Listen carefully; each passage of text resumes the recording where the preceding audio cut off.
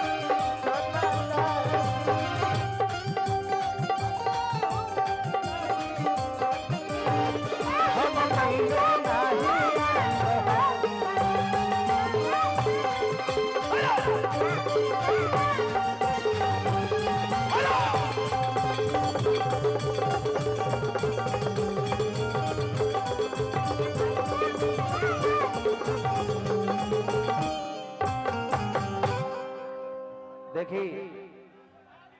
भाई भाई भाई तू शांत रह भाई भाई ए होली के महीना में होली के महीना चढ़ल भाई हो और कल जो 3 तारीख के जन विश्वास रैली में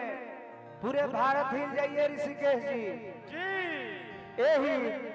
बिहार ना पूरे भारत डोले लागी यही होली का महीना में वो मरद घर आइल बारे ए भारती दाना भारती काहे डिंपल जी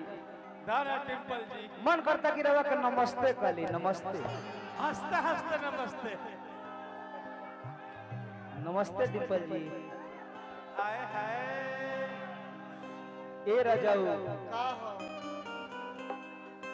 जब भी हमरे तू आइल बड़ा 10 महीना के बाद बहरा से आ जब भी हम बॉडी लोशन लगावा तनी त लागत कि शोषण करे लगावा टाइम देखो ए राजा जी अभी दिन के 2:30 बजता आ लागत कि तू लगवा चढ़ाई हमारा घर में चाय औरतिया देखी मर्दा से कहती है का किस तरीका में कहती है जी कि हम लगवन बॉडी लोशन तू तो कर लगल शोषण हाय हाय ए राजाऊ कर जाऊ और की अंतर कपवाला है अभी के समाज में ए राजा जी दाना भारती ए हाला लागता भाई भाई भाई जब भी समय हो तो नमस्ते होई डिंपल जी के साथे नमस्ते करा ए राजाऊ जब भी अपने शरीर में हम बॉडी लोशन लगावता नहीं तो लागता कि तू शोषण कर देब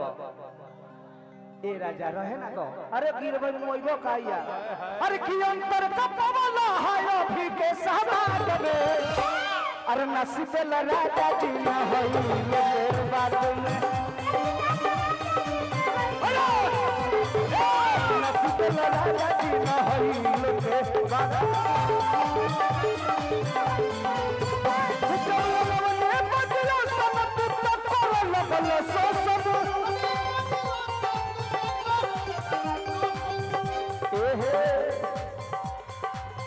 हरियर कपवाला है अभी के समाज में अंतर कपवाला है अभी के समाज में नसीब राजा जी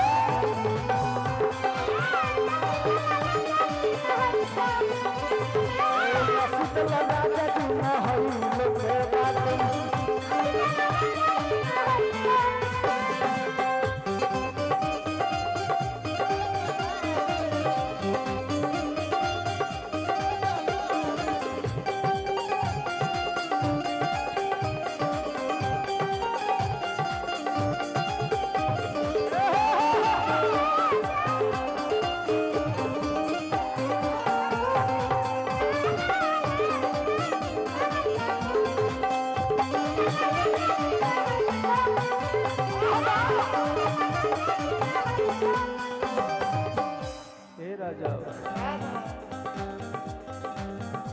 भिजल जी आई है बेचैन कहे बड़ा सर ताली ए राजा जी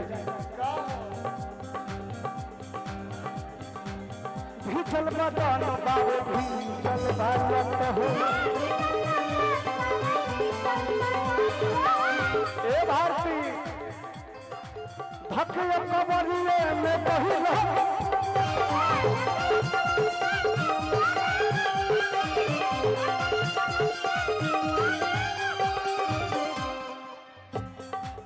अरे भीजल बादान बावे अरे भीजल भारत हो धकिया कबरिए में बहिला